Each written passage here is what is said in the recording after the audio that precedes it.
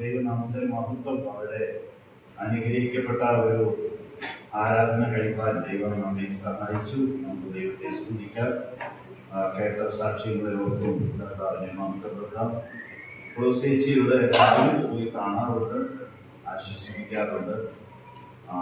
ദൈവം ദാസിയെ കർത്താവിന്റെ സന്നിധിയിൽ ചേർത്തു. ഇനി ഒരു ചേച്ചി വളരെ കഷ്ടപ്പെട്ട് ദുബൈയിൽ കിടക്കുന്നുണ്ട്. നാം പ്രാർത്ഥിച്ചുകൊണ്ടിരിക്കുകയാണ്.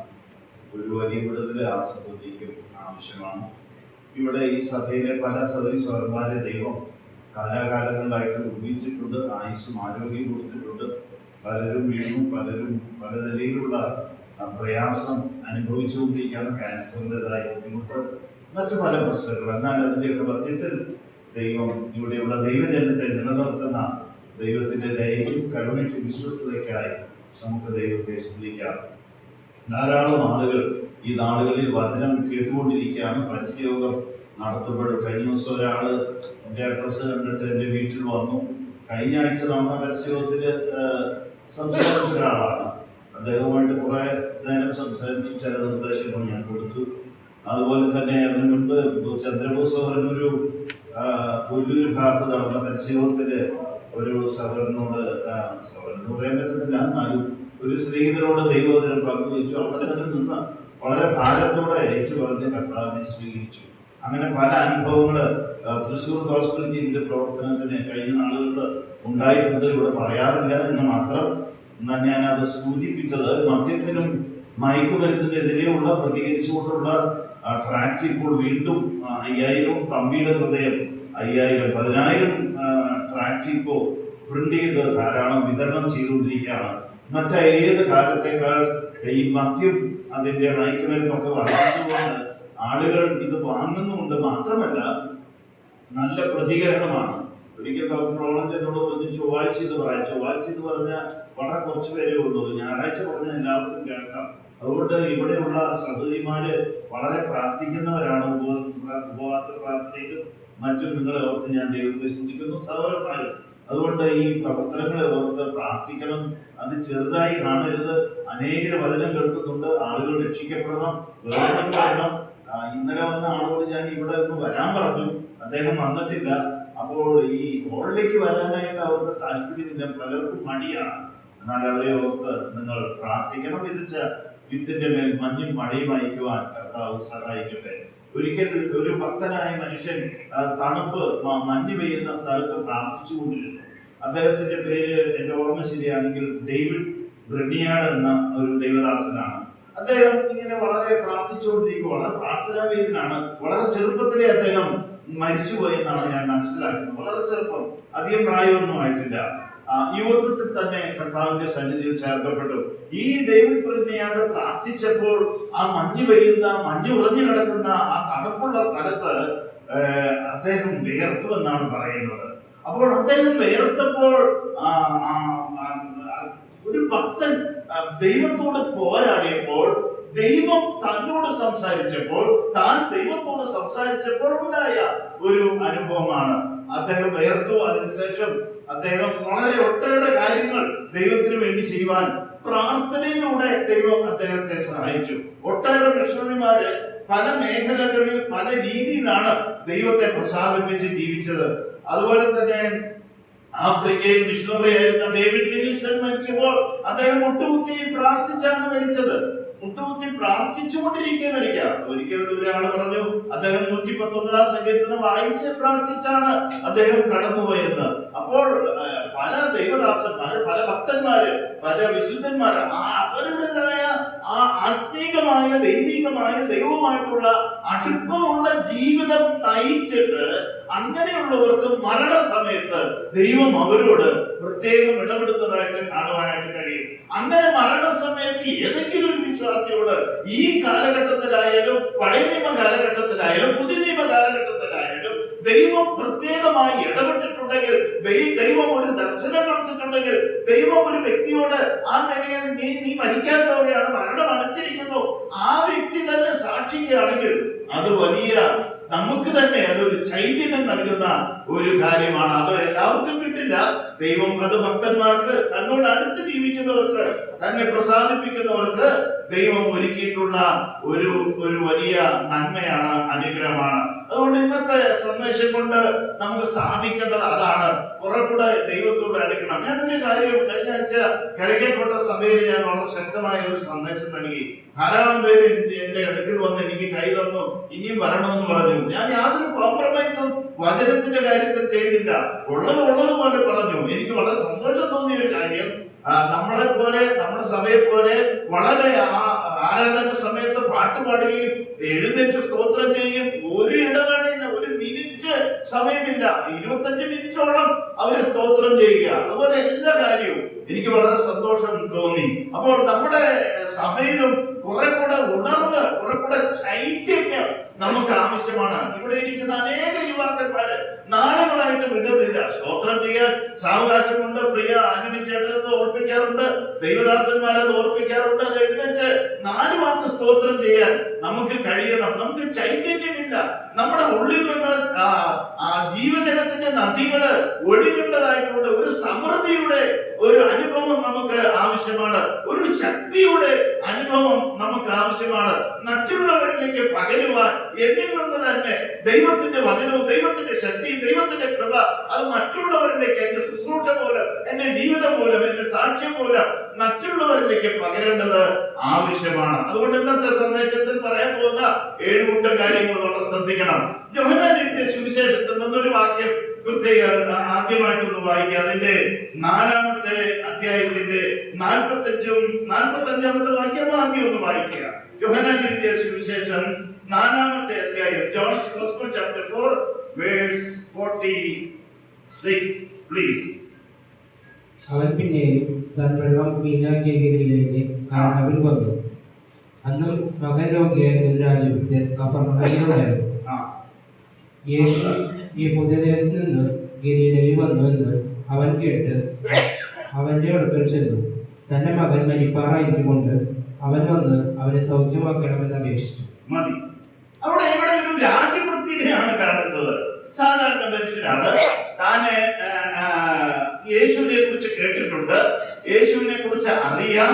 അപ്പോൾ ഈ തന്റേതായ ഈ പ്രശ്നത്തിന് പരിഹാരം ഉണ്ടാക്കാൻ കർത്താവിന് കഴിയുമെന്ന് പൂർണ്ണമായി വിശ്വസിച്ച ഒരു വ്യക്തിയാണ് രാജഭൃത്യൻ. രാജഭൃത്യന്റെ ഹൃദയത്തിന്റെ അന്തർഭാഗത്തിലുള്ള ദൈവത്തിലുള്ള, കർത്താവിനുള്ള വിശ്വാസവും കർത്താവിനുള്ള ആശ്രയം വളരെ വലുതാണ്, ചെറുതല്ല, അത് വളരെ വലുതാണ്. രാജഭൃത്യന്റെ മകനെ രോഗം വന്ന് മരണത്തോട് മല്ലിടുന്ന ആ സമയത്ത് ഈ ഒരു പ്രശ്നത്തിന് കർത്താവിനല്ലാതെ വേറെ ആർക്കും പരിഹാരം ഉണ്ടാക്കാൻ കഴിയില്ലെന്ന് വ്യക്തമായി മനസ്സിലാക്കിക്കൊണ്ട് രാജഭൃത്യൻ കർത്താവിന്റെ അടുക്കലേക്ക് തന്റെ പ്രശ്നവുമായി വരിക. ഇവിടെയുള്ള ഓരോ വിശ്വാസികളും ശ്രദ്ധിക്കേണ്ട ഒരു കാര്യമുണ്ട്. നിങ്ങളുടെ ജീവിതത്തിൽ എന്ത് പ്രശ്നമുണ്ടെങ്കിലും അത് കർത്താവിന്റെ അടുക്കൽ മറ്റാരേക്കാൾ ആദ്യവും എപ്പോഴും കർത്താവിന്റെ അടുക്കൽ വന്ന് കർത്താവിനോട് പറയാനായിട്ടുള്ള ഒരു മനസ്സ് നമുക്ക് ആവശ്യമാണ്. നമ്മുടെ ഹൃദയം ദൈവത്തിന്റെ സന്നിധിയിൽ തുറക്കാനുള്ള ഒരു മനസ്സ് ആവശ്യമാണ്. നമ്മുടെ ഭാരം ദൈവത്തിന്റെ മേൽ ഇടുവാനും ഇറക്കി വെക്കുവാനുള്ള ഒരു മനസ്സ് ആവശ്യമാണ്. ഈ പ്രശ്നവുമായി രാജഭൃത്യൻ കർത്താവിന്റെ അടുക്കൽ വന്നിരിക്കുകയാണ്. തുടർന്ന് വാക്യം വായിച്ച മോനെ.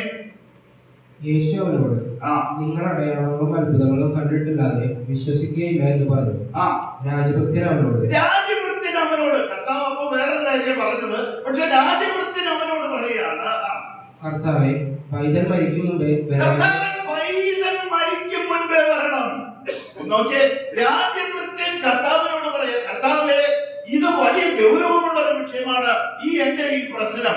അതുകൊണ്ട് രാജഭൃത്യൻ വീണ്ടും കർത്താവിനെ ശ്രദ്ധയിൽപ്പെടുത്തുകയാണ്, വീണ്ടും ചോദിക്കുകയാണ്, വീണ്ടും പ്രാർത്ഥിക്കുകയാണ്, വീണ്ടും അപേക്ഷിക്കുകയാണ്, വീണ്ടും പറയാണ്, കർത്താവേ, ഒരു കാര്യമുണ്ട്, പൈതൽ മരിക്കും മുൻപേ മരണം എന്ന് പറയാ. സമ്പൂർണമായി ദൈവത്തിൽ ആശ്രയിക്കുക. സദൃശ്യം 3:5-6 വാക്യത്തിൽ പറയുന്നുണ്ട്, പൂർണ്ണ ഹൃദയത്തോടെ ദൈവത്തിൽ ആശ്രയിക്കുക, സ്വന്തം വിവേകത്തിൽ ഊന്നരുത്. സ്വന്തം വിവേകത്തിൽ ഊന്നാതെ പൂർണ്ണ ഹൃദയത്തോടെ ദൈവത്തിൽ ആശ്രയിക്കുന്ന രാജഭൃത്യനെ നാം കാണുക. തൊട്ട് താഴെ വായിച്ച് കർത്താവിനോട് അത് പറഞ്ഞിട്ട് എന്താ പ്രതികരണം ഉണ്ടായത്? യേശു അവനോട്, പോയിക്കൊള്ളുക, നിന്റെ മകൻ ജീവിച്ചിരിക്കുന്നു. അവന്റെ ആ വലിയ പ്രാർത്ഥനയുടെ അവന്റെ വലിയ ആവശ്യത്തിന്റെ മുന്നിൽ ഉത്തരം ലഭിച്ചു കഴിഞ്ഞു. കാരണം യേശു അവന്റെ ഹൃദയത്തെ നോക്കിയപ്പോൾ, യേശു അവന്റെ ഭാരം അറിഞ്ഞപ്പോൾ, യേശു അവന്റെ കർത്താവിനുള്ള ആ വിശ്വാസവും കർത്താവിനോടുള്ള ബഹുമാനവും കർത്താവിനുള്ള ആശ്രയം മനസ്സിലാക്കിയപ്പോൾ ഇനി താമസിക്കേണ്ട കാര്യമില്ല. എന്ത് ചെയ്യണം? ഒരു ഓർഡർ പുറപ്പെടുവിക്കണം. എന്താ അത്? നിന്റെ മകൻ ജീവിച്ചിരിക്കുന്നു. അപ്പോൾ കർത്താവിനും അറിയാം, രാജവൃത്തിനും അറിയാം, വേലക്കാർക്കും അറിയാം മരണത്തിന്റെ വക്കിലാണ്. ഏതാണ്ട് മിനിറ്റുകൾ കഴിഞ്ഞാൽ ഈ മകൻ മരിച്ചു പോകും എന്ന് ഉറപ്പായി. എന്നാൽ ആ മൂമെന്റിൽ, ആ ലാസ്റ്റ് മൂമെന്റിൽ ദൈവം അത്ഭുതം പ്രവർത്തിക്കുകയാണ്. ഞാനൊരു കാര്യം നിങ്ങളോട് ചോദിക്കട്ടെ. ആത്മീകമായി ദൈവികമായി ഞാനും നിങ്ങളും ആത്മീയ ജീവിതം നയിക്കുമ്പോൾ നമ്മുടെ ഏത് പ്രശ്നത്തിനാണ് യേശുവിന്റെ അടുക്കൽ വന്ന് പരിഹാരം കണ്ടെത്തിയിട്ടുള്ളത്? ചോദ്യം ഞാൻ ചോദിക്കാൻ ആരെ ആൻസർ ചെയ്യണ്ട. ഈ വർഷം കഴിയാറായല്ലോ. ഈ യോഹന്നാൻ എഴുതിയ സുവിശേഷം 21 അധ്യായമുള്ളൂ. ഇത് വായിച്ച എത്ര പേരുണ്ട്? ആരും ആൻസർ ചെയ്യരുത്. നിങ്ങളോട് തന്നെ ചോദിക്കാം, ഞാൻ എന്നോട് ചോദിക്കണം. എത്ര പേരുണ്ട്? ഈ എത്ര വലിയ അനുഗ്രഹിക്കപ്പെട്ട ഒരു പുസ്തകമാണ് സുവിശേഷങ്ങളിൽ യോഹന്നാൻ എഴുതിയ സുവിശേഷം. അതിന്റെ 3 കാരണം മാത്രം പറയാം, എല്ലാം പറയാൻ സമയമില്ല. ഒന്ന്, ഏറ്റവും കൂടുതൽ വചനത്തിന് സ്ഥാനം കൊടുത്തുകൊണ്ട് ഈ പുസ്തകം എഴുതിയിരിക്കുക യോഹന്നാൻ. മാത്രമല്ല, സ്വർഗത്തെ കുറിച്ച് മറ്റു സുവിശേഷങ്ങളെക്കാൾ കൂടുതൽ രേഖപ്പെടുത്തിയിരിക്കുന്നത് ഇവിടെയാണ്. മാത്രമല്ല, ഇവിടെ ഈ പുസ്തകത്തിലുള്ള 5 അത്ഭുതങ്ങൾ നാം പരിശോധിക്കുകയാണെങ്കിൽ എല്ലാം തന്നെ ദൈവം വ്യക്തികളുടെ ജീവിതത്തിൽ ഇടപെടുകയും വ്യക്തികൾ കർത്താവിനെ ആശ്രയിക്കുകയും ദൈവം അവരുടെ ഓരോരോ പ്രശ്നങ്ങൾക്ക് പരിഹാരം ഉണ്ടാക്കി യേശു ക്രിസ്തുവിന്റെ ദൈവത്വം വെളിപ്പെടുത്തിയിട്ടുള്ള ഒരു പുസ്തകമാണ് യോഹന്നാൻ എഴുതിയ ഈ സുവിശേഷം. അതുപോലെ ഒട്ടേറെ കാര്യങ്ങൾ പത്രോസിനോട് ചോദിച്ചു, നിങ്ങൾക്കും പോയിക്കൊള്ളാൻ മനസ്സുണ്ടോ? ഒത്തിരി പേര് പോയല്ലോ. അപ്പോൾ പത്രോസ് പറഞ്ഞ വാക്ക് ഇതിന്റെ 6:68 പറയുന്നത്, കർത്താവേ, ഞങ്ങൾ ആരുടെ പോകും? നിത്യജീവന്റെ വചനം നിന്റെ പക്കല. നീ ദൈവത്തിന്റെ പരിശുദ്ധനാ, നീ ദൈവമാ, നീ കർത്താവാ, നീ അല്ലാതെ ആരുടെ അടുക്കലാണ് പോകുന്നത്? ഈ രാജപുത്രനെ പോലെയുള്ള ആ വാക്കുകളാണ് അവനും പറയാനായിട്ടുള്ളത്. ആർക്ക്? പത്രോസിന്. പത്രോസ് പറഞ്ഞു, ഈ കർത്താവേ, നീ ദൈവത്തിന്റെ പരിശുദ്ധനെന്ന് ഈ നിന്റെ കയ്യിൽ തിരുവെടുത്തുണ്ടെന്നോ നീ പറയുന്ന വചനം അത് ജീവന്റെ വചനമാണെന്ന് ഞങ്ങൾക്കറിയാം. അതുകൊണ്ട് ഇത് വിട്ടു പോകാൻ സാധ്യമല്ല. ഞങ്ങൾ എവിടെ പോകുമെന്ന് പറയുകയാണ്. അതുകൊണ്ട് കർത്താവിനെ വിട്ടുള്ളൊരു ജീവിതം, ദൈവത്തിന്റെ വചനം വിട്ടുള്ളൊരു ജീവിതം, ആത്മീക ജീവിതം വിട്ടുള്ളൊരു ജീവിതം, ലോകവുമായി ചുറ്റിപ്പറ്റി നിൽക്കുന്ന ജീവിതം, അത് നമുക്കൊരിക്കലും ശുഭമല്ല. അത് നമ്മുടെ ഒരു പ്രശ്നങ്ങൾക്കും പരിഹാരം കണ്ടെത്താൻ സാധ്യമല്ല. ദൈവത്തോടുള്ള ഭക്തി, ദൈവത്തിനുള്ള വിശ്വാസം, രാജവൃത്തിനെ പോലെ ടോട്ടലി കംപ്ലീറ്റ്ലി ദൈവത്തിനുള്ള ആശ്രയം, ദൈവത്തിലുള്ള വിശ്വാസം, അതാണ് നമുക്ക് ആവശ്യം. ഈ വചനം നാം പരിശോധിക്കുമ്പോൾ ഈ യോഹന്നാൻ എഴുതിയ സുവിശേഷം 15-ാമത്തെ അധ്യായം 3-ാമത്തെ വാക്യത്തിൽ നാം ഇങ്ങനെ കാണുന്നുണ്ട്, ഞാൻ നിങ്ങളോട് സംസാരിച്ച വചനം നിമിത്തം നിങ്ങൾ ഇപ്പോൾ ശുദ്ധിയുള്ളവരാകുന്നു. അപ്പോൾ ഓരോ വിശ്വാസിയോടും ദൈവം ഓരോ ദിവസവും സംസാരിക്കാൻ ആഗ്രഹിക്കുക. ഞാൻ നേരത്തെ ഓർപ്പിച്ചതുപോലെ ദൈവത്തിന്റെ ദാസൻ ഡേവിഡ് ബ്രണ്യാനിനോട് ദൈവം സംസാരിച്ചപ്പോൾ, താൻ ദൈവത്തോട് സംസാരിച്ചപ്പോൾ ആ മഞ്ഞ് പെയ്ത് ഉറച്ചു കിടക്കുന്ന ആ സ്ഥലത്ത് തന്റെ ശരീരത്തിൽ വിയർത്തതുപോലെ അത്രമാത്രം പോരാട്ടം, അത്രമാത്രം അടുപ്പം, അത്രമാത്രം ദൈവവുമായിട്ടുള്ള ഏറ്റവും അടുത്ത ബന്ധം, ഇതാണ് ദൈവം നമ്മിൽ നിന്ന് ആഗ്രഹിക്കുന്നത്. നമ്മുടെ വായിൽ നിന്ന് സ്തുതിയും സ്തോത്രവും പുറപ്പെടണമെങ്കിൽ ഇന്ത്യയുടെ തെരുവിൽ നിന്നുകൊണ്ട് സുവിശേഷത്തിന്റെ ശബ്ദം മറ്റുള്ളവരെ കേൾപ്പിക്കണമെങ്കിൽ ഒരു നിറവ് നമുക്ക് ആവശ്യമാണ്, ഒരു സമൃദ്ധി നമുക്ക് ആവശ്യമാണ്, ഒരു ശക്തി നമുക്ക് ആവശ്യമാണ്, ദൈവത്തിന്റെ കൃപ നമുക്ക് ആവശ്യമാണ്, ദൈവവചനത്തിലുള്ള അറിവ് നമുക്ക് ആവശ്യമാണ്. നമ്മുടെ ജീവിതം വിശുദ്ധ ജീവിതം നയിക്കേണ്ടത് ആവശ്യമാണ്. കോംപ്രമൈസ് ചെയ്തുകൊണ്ടുള്ള ഒരു ജീവിതമല്ല. ലോകവും വേണം, പണവും വേണം, പ്രതാപവും വേണം, പേരും വേണം, ബൈബിളും വേണം, ആരാധനയും വേണം, സഭയും വേണം, എല്ലാം കൂടെ ഒന്നിച്ചു കൊണ്ടുപോകാൻ ഒരു വിശ്വാസിക്കും സാധ്യമല്ല. അതുകൊണ്ടാണ് ബൈബിൾ പറയുന്നത്, നിങ്ങൾക്ക് ദൈവത്തെയും മാമോനെയും സേവിപ്പാൻ കഴിയുകയില്ല. ഇനി ഇതിന്റെ 13-ാമത്തെ അധ്യായത്തിലേക്ക് വരിക. 13-ാമത്തെ അധ്യായത്തിൽ നിന്നൊരു കാര്യപ്പെട്ടത് പറയാം. അവിടെ നാം കാണുന്നത് കർത്താവ് കാല് കഴുകുകയാണ്. കർത്താവ് വളരെ ശ്രദ്ധിക്കണം, എല്ലാവരുടെയും കാല് കഴുകി. 13:11 ആദ്യം ഒന്ന് വായിച്ചേ. യോഹന്നാൻ 13:11 ആദ്യം വായിക്കുക. തന്നെ കാണിച്ചു കൊടുക്കുന്നവനെ അറിഞ്ഞിരിക്കൊണ്ടത്രേ എല്ലാവരും ശുദ്ധിയുള്ളവരല്ല എന്ന് പറഞ്ഞത്. അത് കഴിഞ്ഞ് 12 വാക്യം. അവൻ അവരുടെ കാല് കഴുകി. അവൻ അവരുടെ കാല് കഴുകിയിട്ട്, വളരെ ശ്രദ്ധിക്കണം വാക്ക്, അവൻ അവരുടെ കാല് കഴുകിയിട്ട് തൊട്ടതാണ് വസ്ത്രം ധരിച്ച് വീണ്ടും ഇരുന്ന് മതി. അപ്പോൾ ഈ കൂട്ടത്തിൽ ആരുടെ കാലൂടെ കഴിയിട്ടുണ്ട്? ആരുടെ കാലം കഴിയിട്ടുണ്ട്? 12 ശിഷ്യന്മാരാണ്. അതിൽ 11 പേരും കർത്താവിന്റെ ശിഷ്യന്മാരായി ചേർന്ന് നിന്നതാണ്. ഒരാൾ പോകുമെന്ന് കർത്താവിന് നന്നായി അറിയാം. കർത്താവിനെ ഒറ്റിക്കൊടുക്കാനിരിക്കുന്നവനാണ്. എന്നിട്ടും അവൻ കർത്താവിൽ വിശ്വസിച്ചില്ല. കർത്താവിൽ നിന്ന് 3.5 വർഷക്കാലത്തോളം ഒട്ടേറെ നന്മകൾ അനുഭവിച്ചതാണ്. എന്നാൽ കർത്താവിൽ ശരണപ്പെട്ടില്ല. യേശു ക്രിസ്തുവിന്റെ ദൈവത്വം, യേശു ക്രിസ്തു ദൈവപുത്രനാണെന്ന് രക്ഷിതാവാണെന്ന് അവൻ വിശ്വസിച്ചില്ല. ആരാ? യൂദ. അവന്റെയും കാല് കർത്താവ് കഴുകി. അവന്റെയും കാല് കഴുകുവാൻ ആർക്കും മടിയുണ്ടായില്ല. ഞാനും നിങ്ങളുമാണെങ്കിൽ മടിച്ചേനെ. ആരും മടിച്ചില്ല. ഒറ്റിക്കൊടുക്കുമെന്ന് അറിഞ്ഞിട്ടും 11 പേരുടെ കാല് കഴുകിയ കർത്താവ് ആരുടെയും കൂടെ കഴുകി? ഈ യൂദയുടെയും കഴുകി. ഇനി വളരെ ശ്രദ്ധിക്കേണ്ട 2 വാക്യമുണ്ട് മോനെ. അതിന്റെ 1-2 വാക്യപ്പെട്ടെന്ന് വായിച്ചേ. പെസഹ പെരുന്നാളിന് മുമ്പേ താൻ ഈ ലോകം വിട്ട് പിതാവിന്റെ അടുക്കൽ പോകുവാനുള്ള നാഴിക വന്നു എന്ന് യേശു അറിഞ്ഞിട്ട് ലോകത്തിൽ തനിക്കുള്ളവരെ സ്നേഹിച്ചതുപോലെ അവസാനത്തോളം അവരെ സ്നേഹിച്ചു. അത്താഴമായപ്പോൾ പിശാച് ശീമോന്റെ മകനായ യൂദാ ഇസ്കറിയോത്താവിന്റെ ഹൃദയത്തിൽ സാത്താൻ ഹൃദയത്തിൽ അവനെ കാണിച്ചു കൊടുക്കുവാൻ തക്കവണ്ണം അവനൊരു തീരുമാനമെടുക്കുക. സാത്താൻ അവന്റെ ഹൃദയത്തിൽ പ്രവർത്തനം ആരംഭിച്ചു. നേരത്തെ തുടങ്ങിയിട്ടുള്ള പല കാര്യങ്ങൾ ഇവിടെ ഇതാ കാല് കഴുകുന്നതിന് തൊട്ട് മുൻപ് സാത്താൻ ആരുടെ ഹൃദയത്തില. അപ്പൊ ഇതാർക്കറിയാം? ഇത് അറിഞ്ഞിട്ടാണ് യേശു എന്ത് ചെയ്യുന്നത്? ഇവന്റെ കാല് കഴുകിയത്. ഇനി അതിന്റെ 25-ാമത്തെ വാക്യം വായിക്കുക. അവൻ യേശുവിന്റെ നെഞ്ചത്തോട് ചാഞ്ഞു, കർത്താവേ അത് ആരെന്ന് ചോദിച്ചു. ഞാൻ അപ്പകണ്ഠം മുക്കി കൊടുക്കുന്നവൻ തന്നെ എന്ന് യേശു ഉത്തരം പറഞ്ഞു. കണ്ഠം മുക്കി ശീമോൻ ഇസ്കറിയോത്താവിന്റെ മകനായ യൂദായ്ക്ക് കൊടുത്തു. അവിടെ ഒരു താഴെ ഒരു വാക്യമുണ്ടല്ലോ, സാത്താൻ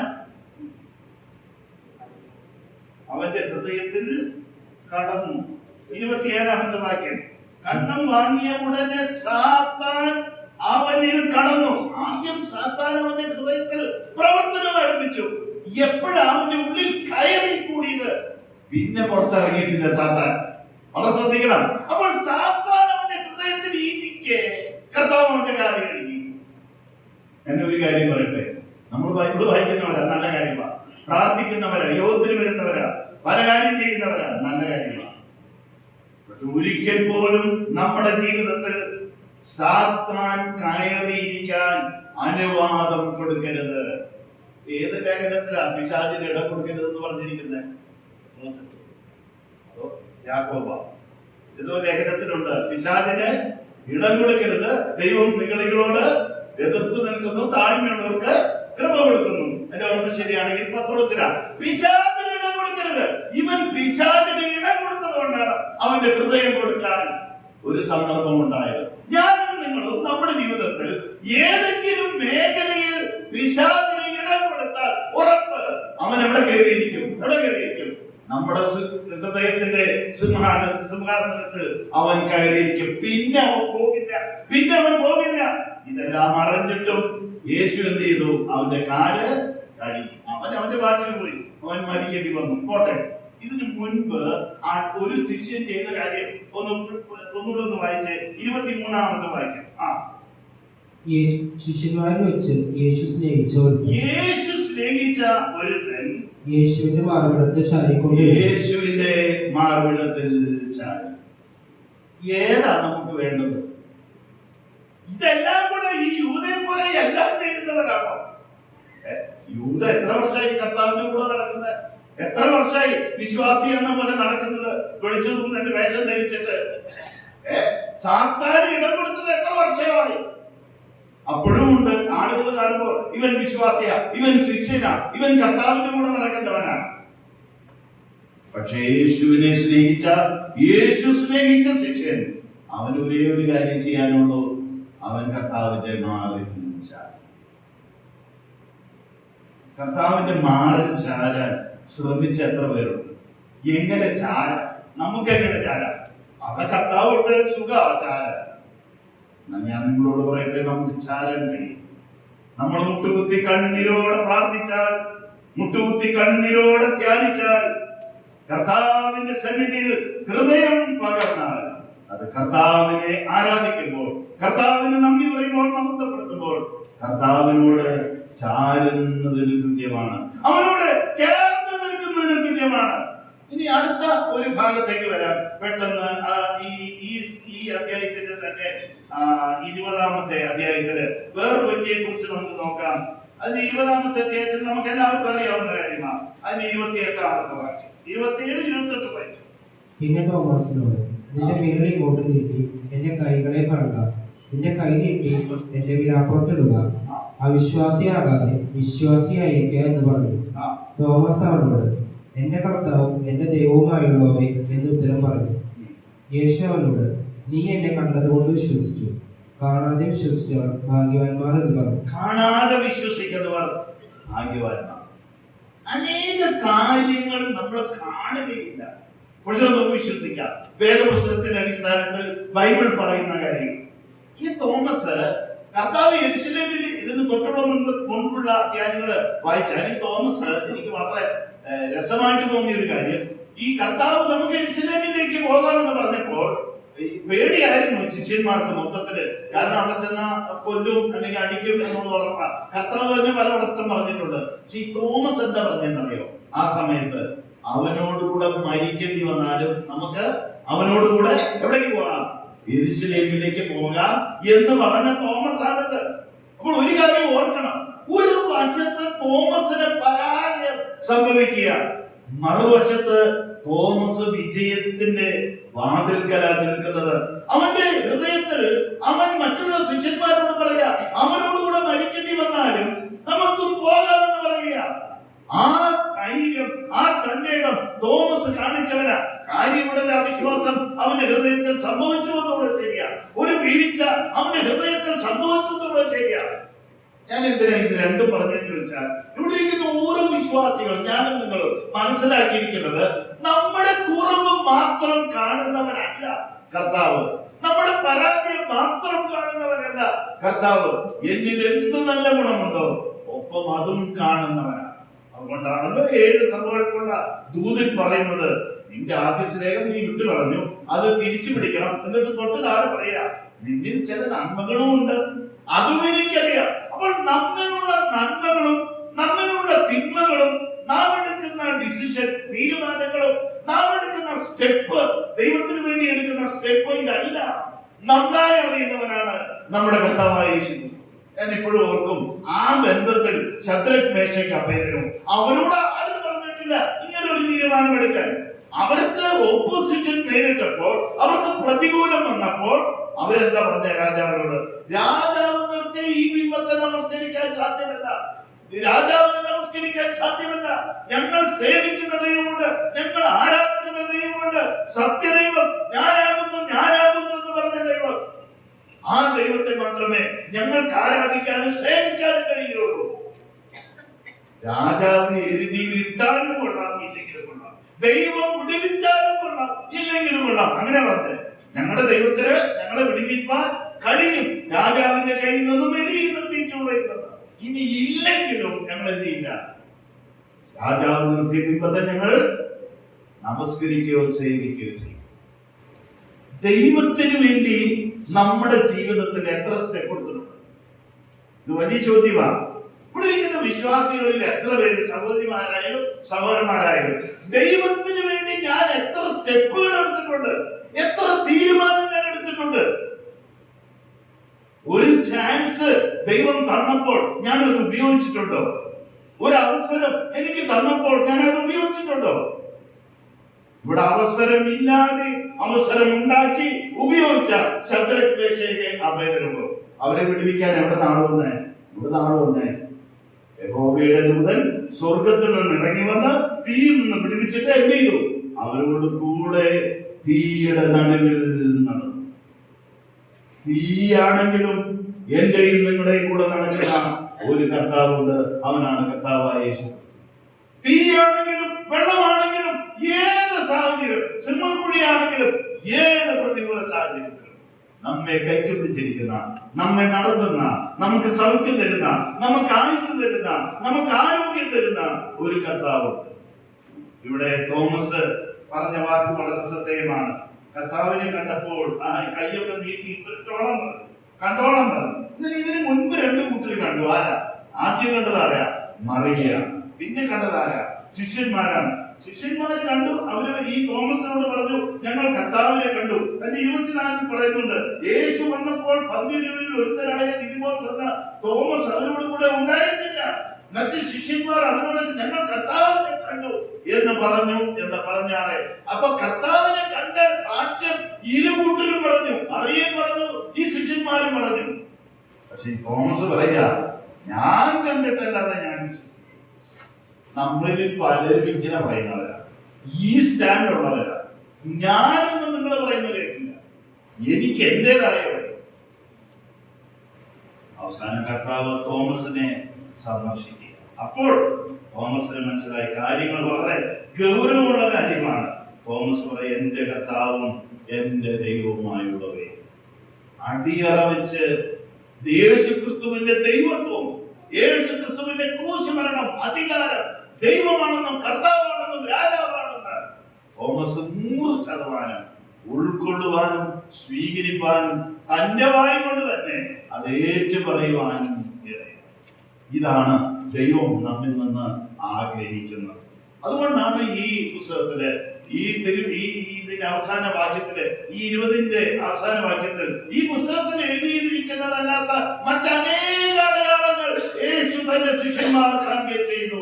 എന്നാൽ യേശു ദൈവപുത്രനായ ക്രിസ്തു എന്ന് നിങ്ങൾ വിശ്വസിച്ചിട്ട് അവന്റെ നാമത്തിൽ നിങ്ങൾക്ക് എന്തുണ്ടാകണം? ജീവൻ ഉണ്ടാകേണ്ടതിന് ഇത് എഴുതിയിരിക്കും. ഞാനൊരു ചോദ്യം ചോദിക്കട്ടെ. ഇവിടെ ഇരിക്കുന്ന പിന്മാറ്റക്കാര്, ഇവിടെ ഇരിക്കുന്ന രക്ഷിക്കപ്പെടാത്തവര്, സ്നാനപ്പെടാത്തവര്, കർത്താവിന് വേണ്ടി ഒരു സ്റ്റെപ്പ് പോലും എടുക്കാതെ എത്രയോ നാളുകളായി വചനം കേട്ടിട്ട് അത് പുറകിലെറിഞ്ഞു കളഞ്ഞിട്ട് മുന്നോട്ട് പോവുകയും അതേ സമയത്ത് ഈ ഹോളിൽ വന്നിരിക്കുകയും ദൈവത്തിന്റെ ദാസന്മാര് പറയുന്ന വചനം, ദൈവം പറയുന്ന വചനം, ജീവനുള്ള വചനം, സത്യവചനം, സ്വർഗത്തിൽ സ്ഥിരമായിരിക്കുന്ന വചനം, ആദ്യം വചനം ഉണ്ടായിരുന്നു, വചനം ദൈവത്തോടു കൂടിയായിരുന്നു, വചനം ദൈവമായിരുന്ന നമ്മുടെ കർത്താവിന്റെ ശബ്ദവും വചനവും എത്രയോ നാളുകളായി കേൾക്കുന്നു. ഒരു സ്റ്റെപ്പ് എടുക്കാൻ തയ്യാറാണോ? ഇന്ന് രാവിലെ ഞാൻ രക്ഷിക്കപ്പെട്ടിട്ടുണ്ടെങ്കിൽ ഞാൻ രക്ഷിക്കപ്പെടാൻ തയ്യാറാണ്. ഒന്ന് മുട്ടുകുത്തുവാൻ, ഒന്ന് കരയുവാൻ, കർത്താവേ ഞാൻ പാപിയാണ്. ആ ക്രൂശിൽ കിടന്ന കള്ളൻ പറഞ്ഞതുപോലെ, അയ്യോ ഞാൻ അരുതാത്തത് ചെയ്തവനാ, അരുതാത്തത് ചിന്തിച്ചവനാ, അരുതാത്തത് പ്രവർത്തിച്ചവനാ, എന്നോട് ക്ഷമിക്കണമേ, എന്നോട് കരുണ കാണിക്കണമേ എന്ന് പറയാൻ മനസ്സുണ്ടോ? കർത്താവേ, ഞങ്ങൾ വഴിയിൽ വെച്ച് നശിച്ചു പോകാതിരിക്കാൻ അങ്ങയുടെ കാലിൽ തുമ്പിക്കുകയാണ്, അങ്ങന്റെ ഹൃദയത്തിൽ വരണമേ. എത്ര കാലമായി അങ്ങന്റെ ഹൃദയത്തിന്റെ പുറത്തു നിന്നുകൊണ്ട് എന്റെ ഹൃദയത്തിന്റെ വാതിൽ മുട്ടുന്നു. ഒന്ന് രക്ഷിക്കപ്പെടുവാൻ, ഒന്ന് സ്നാനപ്പെടുവാൻ, ഒന്ന് മുൻപോട്ട് വരുവാൻ, ഒന്ന് പാപിയാണെന്ന് സമ്മതിക്കുവാൻ. ഇരമ്യാവിന്റെ പുസ്തകത്തിൽ പല ആവർത്തി കാണുന്ന ഒരു വാക്കാ, ഈ ജനം ഒന്ന് സമ്മതിച്ചാൽ മതി. ഞങ്ങളുടെ പരാജയം, ഞങ്ങളുടെ പാപം, ഞങ്ങളുടെ തെറ്റ്, ഞങ്ങളുടെ വിഗ്രഹാരാധന, ഞങ്ങളുടെ പരസംഗം, ആ തെറ്റൊന്ന് സമ്മതിച്ചാൽ മതി. 2 തിമോഥെയോസ് 7:14 വായിക്കുന്നത്, എന്റെ ജനം തങ്ങളെ തന്നെ താഴ്ത്തി ദൈവമുഖം അന്വേഷിച്ച് പാപങ്ങളെ ഏറ്റുപറയുക. ഈ 3 കാര്യം ഇത് ചെയ്യാൻ മനസ്സിലാത്തത് കൊണ്ട് അനേകരും രക്ഷിക്കപ്പെടാതെയും സ്നാനപ്പെടാതെയും കർത്താവിന്റെ കൽപ്പന അനുസരിക്കാതെ ദൈവത്തിന് വേണ്ടി ഒരു സ്റ്റെപ്പ് എടുക്കാതെ പിന്മാറ്റത്തിൽ കഴിയുകയാണ്. ലോകത്തിന്റെ സിസ്റ്റത്തോട് ചേർന്ന് ജീവിക്കുക, പാപത്തോട് ചേർന്ന് ജീവിക്കുക, അശുദ്ധിയിൽ ജീവിക്കുക. യേശുക്രിസ്തുവിന്റെ രക്തത്താൽ ഒരു ശുദ്ധീകരണം ഉണ്ടാകുന്നില്ല. ദൈവവചനത്താലും പ്രാർത്ഥനയാലും വിശുദ്ധീകരിക്കപ്പെടുന്നുണ്ട്. തിമോഥെയോസിന്റെ ലേഖനത്തിൽ വ്യക്തമായി രേഖപ്പെടുത്തിയിട്ടുണ്ട്. എന്നാൽ യോഹന്നാനിൽ കർത്താവ് പറഞ്ഞ വാക്ക്, ഞാൻ നിങ്ങളോട് സംസാരിച്ച വചന നിമിത്തം നിങ്ങൾ ഇപ്പോൾ ശുദ്ധിയുള്ളവരാണ്. കർത്താവ് ഈ 21-ാമത്തെ അധ്യായത്തില് ഈ ആരോടാ ചോദിച്ചത്, നീ എന്നോട് സ്നേഹിക്കുന്നു? പത്രോസിനോട് അല്ലേ? പത്രോസ് ശിഷ്യന്മാരിൽ 1-ാമത്തെ നിലയിൽ നിൽക്കുന്ന ആളാ, 1-ാമത്തെ ആളാ. പക്ഷെ അവനോടും കർത്താവിന് ഒരു ചോദ്യമുണ്ട്. നമ്മളാരായാലും, എത്ര പ്രാർത്ഥിക്കുന്നവരും പ്രസംഗിക്കുന്നവരും പാടുന്നവരായാലും, ഏതെങ്കിലും ഒരു ചോദ്യം നമ്മുടെ നേരെ കർത്താവ് ചോദിക്കുക, നീ എന്നെ? ഒരു ചോദ്യമെങ്കിലും ഇല്ലാത്ത ഒറ്റ സഹോദരിമാരില്ല, ഒറ്റ സഹോദരന്മാരില്ല. ബൈബിൾ സൂക്ഷിച്ച് വായിച്ചാൽ അത് മനസ്സിലാക്കാൻ സാധിക്കും. ഒട്ടേറെ ചോദ്യങ്ങൾ നമുക്ക് നേരെയുണ്ട്. 7 സഭകൾക്കുള്ള ദൂതൻ ചോദിക്കുന്നത് പോലെയുള്ള അതേ ചോദ്യങ്ങൾ നമ്മുടെ നേരെയുണ്ട്. ആദ്യ സ്നേഹം വിട്ടുകളഞ്ഞ, സ്നേഹമില്ലാത്തവർ, ചതി, വളഞ്ഞ വഴി, വഞ്ചന, ഇത് ഹൃദയത്തിൽ നിന്നും മാറ്റണം. ഹൃദയത്തിൽ നിന്നും മാറ്റണം. ഒരിക്കലും എന്നെയും നിങ്ങളെയും നോക്കിയിട്ട് വെള്ള തയ്ച്ച ശവക്കലറയെന്ന് കർത്താവ് വിളിക്കാൻ ഞാനും നിങ്ങളും ഇടം കൊടുക്കരുത്. നമ്മുടെ ഹൃദയം, നമ്മുടെ മനസ്സ് വളരെ ക്ലിയർ ആയിരിക്കണം. ദൈവത്തിന്റെ മുൻപിൽ ദൈവം കാണുമ്പോൾ, മനുഷ്യന് കാണുമ്പോഴല്ല, ദൈവം കാണുമ്പോൾ, ദൈവം കേൾക്കുമ്പോൾ, ദൈവം അറിയുമ്പോൾ അവൻ നമ്മുടെ സങ്കടം അറിയുന്നവനാ. അതുപോലൊരു അറിവുണ്ട്. നമ്മെ അവൻ അറിയുന്നവനാ, നമ്മിൽ വസിക്കുന്നവനാ. അതുകൊണ്ട് വളരെ സൂക്ഷിക്കണം. ഒരു വാക്യം അതിനോടുള്ള ബന്ധത്തിൽ ഒന്ന് എടുത്ത് യോഹന്നാൻ 10:14 വാക്യം വായിച്ചേ. മോഷ്ടിപ്പാനും അറുപ്പാനും മുടിപ്പാനും അല്ലാതെ കള്ളൻ വരുന്നില്ല. അവർക്ക് ജീവൻ ഉണ്ടാകുവാനും അടുത്ത വാക്ക് സമൃദ്ധിയായിട്ടുണ്ടാകുവാനാണ് ഞാൻ വന്നിരിക്കുന്നത്. കർത്താവിന്റെ ആഗ്രഹം അതാണ്.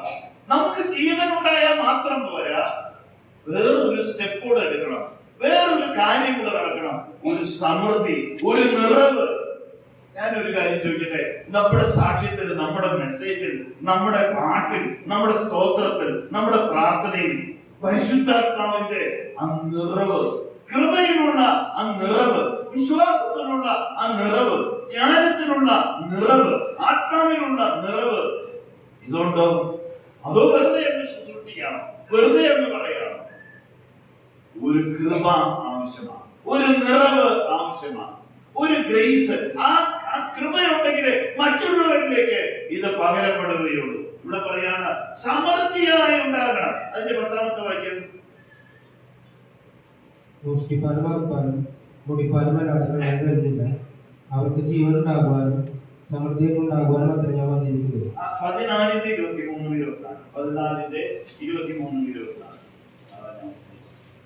യേശു അവരോട്, എന്നെ സ്നേഹിക്കുന്നവൻ എന്റെ വചനം പ്രമാണിക്കും. എന്റെ പിതാവ് അവനെ സ്നേഹിക്കും. അടുത്ത വാക്കുകളൊന്ന് ശ്രദ്ധിച്ചോളൂ കേട്ടോ. എന്റെ പിതാവ് അവരെ സ്നേഹിക്കും. പിന്നെ ഞങ്ങൾ അവന്റെ അടുക്കൽ വന്ന് അവനോട് കൂടെ വാസം ചെയ്യും. എന്നെ സ്നേഹിക്കാത്തവൻ എന്റെ വചനം പ്രമാണിക്കുന്നില്ല. നിങ്ങൾ കേൾക്കുന്ന വചനം എന്റേതല്ല, എന്നെ അയച്ച പിതാവിന്റേതത്രേ എന്ന് ഉത്തരം പറഞ്ഞു. ഒന്നുകിൽ സ്നേഹിക്കും, അല്ലെങ്കിൽ സ്നേഹിക്കും. ഇത് രണ്ടും കൂടെ പറ്റുമോ? ഇത് രണ്ടും കൂടെ ശ്രമിച്ചത് കൊണ്ടല്ലേ കർത്താവ് ഈ പത്രോസിനോട് ചോദിച്ചത്, നീ എന്നെ സ്നേഹിക്കുന്നു? ഇത് രണ്ടും കൂടെ കൂട്ടിപ്പിടിക്കാൻ ശ്രമിച്ചത് കൊണ്ടല്ലേ ആ സഭയ്ക്ക് എഴുതുമ്പോൾ ആദ്യത്തെ ആ സഭയോട് കർത്താവ് പറഞ്ഞത് എന്ത്? ഒരു കുറവ് നിനക്കൊണ്ട് നീ ആദ്യ സ്നേഹം വിട്ടുകളഞ്ഞു. ഇന്ന് അനേകം വിശ്വാസികൾ തങ്ങളുടെ ജീവിതത്തിൽ ഇത് രണ്ടും വിട്ടുകളയുന്നവരാ. ഏത്? ഇവിടെ ഒന്നുകൂടെ വായിച്ചാൽ നമുക്ക് കാണാം. യേശുവിനോട് എന്നെ സ്നേഹിക്കുന്നവൻ എന്റെ വചനം പ്രമാണിക്കും. സ്നേഹിക്കുക, പ്രമാണിക്കുക, സ്നേഹിക്കുക, വചനം, ഇത് രണ്ടും കൂടെ ഒന്നിച്ചു കൊണ്ടുപോകുക. എന്നിട്ട് പറയാണ്, അങ്ങനെയുള്ളവരെ കുറിച്ച് പറയാണ്, ഞങ്ങൾ അവന്റെ അടുക്കൽ വന്ന് അവനോടുകൂടെ വാസം, അവരോടുകൂടെ ഒന്ന് വസിക്കാൻ. ചുറ്റും കർത്താവിന്റെ ചുറ്റും വായിച്ചാൽ കർത്താവിന്റെ ചുറ്റും ആളുകൾ ഇരിക്കുക, വചനം കേൾക്കാൻ. അപ്പോഴാണ് അമ്മയും സഹോദരന്മാരൊക്കെ പുറത്തു വന്നു നിന്നത്. എന്തിന്? ഈ യേശുവിന്റെ അടുക്കലേക്ക് വരണം. കർത്താവ് എന്താ പറഞ്ഞെന്നറിയോ? എന്റെ അമ്മയും എന്റെ സഹോദരന്മാരാരാ? എന്റെ ചുറ്റും ഇരിക്കുന്ന, ഈ വചനം കേൾക്കുന്ന ഇവരാണ്. ഇത് അമ്മീ സഹോദരന്മാരെ അവിടെ നിൽക്കുക, പുറത്ത് നിൽക്കുക. ഞാനും നിങ്ങൾ പുറത്തു നിന്ന ആര് തന്നെയായാലും പുറത്ത് നിൽക്കുന്നവരായിട്ട് നിൽക്കും. കർത്താവിന് വിരൽ ചൂണ്ടി എന്നോടും എന്നെയും നിങ്ങളെയും നോക്കിയിട്ട് ഇത് പറയാൻ പറ്റുന്നില്ല. എന്റെ സഹോദരൻ, എന്റെ ദാസൻ, എന്റെ അമ്മ, ഞാനുമായിട്ട് വളരെ അടുപ്പമുള്ളവർ, എന്റെ മാറിൽ ചാരിയ യോഹന്നാൻ, ഞാൻ സ്നേഹിച്ച, എന്നെ സ്നേഹിച്ച യോഹന്നാൻ. ഇവിടെ പറയാണ്, ഞങ്ങൾ അവന്റെ അടുക്കൽ വന്ന് അവനോടുകൂടെ വാസം. ദൈവത്തിന്റെ വലിയ വാഞ്ചയ ആഗ്രഹമാണ്. അതുകൊണ്ടാണ് 14-ാമത്തെ അധ്യായത്തിൽ നിങ്ങളുടെ ഹൃദയം കലങ്ങി പോകരുത്, ദൈവത്തിൽ വിശ്വസിപ്പിൻ, എന്നെ വിശ്വസിപ്പിൻ, എന്റെ പിതാവിന്റെ ഭവനത്തിൽ അനേക വാസസ്ഥലങ്ങളുണ്ട്, ഇല്ലെങ്കിൽ ഞാൻ നിങ്ങളോട് പറയുമായിരുന്നു. എന്നിട്ട് പറഞ്ഞു, ഞാൻ നിങ്ങൾക്ക് സ്ഥലമൊരുക്കാൻ പോകുന്നു, ഞാൻ നിങ്ങൾക്ക് സ്ഥലമൊരുക്കാൻ, ഞാൻ ഇരിക്കുന്നിടത്ത് നിങ്ങളും ഇരിക്കേണ്ടതിന് പിന്നെയും വന്ന് നിങ്ങൾ എന്റെ അടുക്കൽ. ഞാൻ ഇരിക്കുന്നിടത്ത് നിങ്ങൾ എന്നോട് കൂടി ഇരിക്കണം. അവിടെ കർത്താവിന്റെ കൂടെ ഇരിക്കാൻ പോകുന്ന ഞാനും നിങ്ങളും ഇവിടെ ദൈവം തരുന്ന എല്ലാ അവസരത്തിലും ദൈവത്തോടു കൂടെ ഇരിക്കുന്നവരായി, ദൈവത്തെ മാനിക്കുന്നവർ, ദൈവത്തെ സ്നേഹിക്കുന്നവർ, ദൈവത്തെ പിൻപറ്റുന്നവർ, ദൈവത്തെ ആരാധിക്കുന്നവർ, ദൈവത്തിന് വേണ്ടി സ്റ്റെപ്പുകൾ എടുക്കുന്നവർ, ദൈവത്തിന് വേണ്ടി ശോഭിക്കുന്നവരായിരിക്കാൻ ദൈവം നമ്മെ കുറിച്ച് ആഗ്രഹിക്കുന്നു. ഒരു കാര്യം കൂടെ പറഞ്ഞ് ഞാൻ അവസാനിപ്പിക്കാം. അതിന്റെ 112-ാം സങ്കീർത്തനത്തിലേക്ക് ഒന്ന് നോക്കാം. 112-ാം സങ്കീർത്തനത്തിൽ കഴിഞ്ഞ ദിവസം എന്നെ വളരെ ചിന്തിപ്പിച്ച ഒരു വാക്യം അതിൽ നിന്ന് ഞാൻ വായിക്കാൻ വിചാരിക്കുന്നു. അതിന്റെ 7-8 പ്ലീസ് ഒന്ന് വായിച്ചേ. ദുർവർത്തമാന നിമിത്തം അവൻ ഭയപ്പെടുകയില്ല, അവന്റെ ഹൃദയം യഹോവയിൽ ആശ്രയിച്ച് ഉറച്ചിരിക്കും.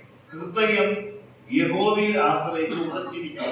സാത്താൻ കയറാതിരിക്കും. പിന്നെ തൊട്ടതാണ്, അവന്റെ ഹൃദയം ഭയപ്പെടാതെ സ്ഥിരമായിരിക്കുന്നു. അപ്പോഴാണ് ഹൃദയം ഭയപ്പെടാതെ സ്ഥിരമായിരിക്കാൻ കഴിയുള്ളൂ. 3 തൊട്ടതാണ്, അവൻ ശത്രുക്കളിൽ തന്റെ ആഗ്രഹം നിവർത്തിച്ചു കാണും. തൊട്ടതാണ്, അവൻ വാരി വിതറി ദരിദ്രർക്ക് കൊടുക്കും. അവന്റെ നീതി എന്നേക്ക് നിലനിൽക്കുന്നു. അവന്റെ നീതി എന്നേക്ക് നീതിയായിട്ട് ദൈവം കാണുന്നത്. അവൻ വാരി വിതറി ദരിദ്രന്മാർക്ക്. ആ ഭക്തനായ കൊർന്നേലിയോസ് അവൻ രക്ഷിക്കപ്പെട്ടിട്ടൊന്നുമില്ല. പക്ഷേ സ്വർഗത്തിൽ നിന്ന് ദൂതൻ വന്ന് പറയാ, നിന്റെ പ്രാർത്ഥനയും പിന്നെ ഒപ്പം നിന്റെ ധർമ്മവും എവിടെ എത്തി? സ്വർഗത്തിൽ. വാരി വിതറിയാൻ കൊടുത്തു, ഒരു കുറവും ഉണ്ടായി. അവരെല്ലാം രക്ഷിക്കപ്പെടുവാൻ വേണ്ടിയാണ്. പത്രോസിനെ വരുത്തി സുവിശേഷം കേട്ടു. കർത്താവ് അവരെ കൈവിട്ടില്ല. ലോകമാണെങ്കിൽ അവരെ കൈവിട്ടില്ല. അവർ പുറജാതിക്കാരാന്ന് പറഞ്ഞ് തള്ളിയാൻ, പാരമ്പര്യം പറഞ്ഞ് തള്ളിയാൻ. കർത്താവ് അതൊന്നും ചെയ്തില്ല. ഒരു പാരമ്പര്യം പറഞ്ഞു. അവൻ യഹൂദനല്ല, അവൻ പുറജാതിക്കാരല്ല. പക്ഷേ ആ കൊർന്നേലിയോസിന്റെ മുഖത്തെ കർത്താവ് ആദരിച്ചു. അവന്റെ കുടുംബ, അവന്റെ നിന്റെ പ്രാർത്ഥനയും ധർമ്മവും ഇവിടെ നമ്മുടെ എന്തെങ്കിലും അവിടെ എത്താറുണ്ടോ? എന്തെങ്കിലുമൊക്കെ അവിടെ എത്തണം കേട്ടോ. ദൈവത്തിന്റെ ശ്രദ്ധയിൽപ്പെടണം, മനുഷ്യന്റെ ശ്രദ്ധയിലല്ല, കർത്താവിന്റെ ശ്രദ്ധയിൽപ്പെടണം. അവൻ വാരി വിതറി കൊടുക്കുന്നു, അവന്റെ നീതി നിലനിൽക്കും. അടുത്ത വാചകം നോക്കി, അവന്റെ കൊമ്പ് ബഹുമാനത്തോടെ ഉയർന്നു. അവന്റെ കൊമ്പ് ബഹുമാനത്തോടെ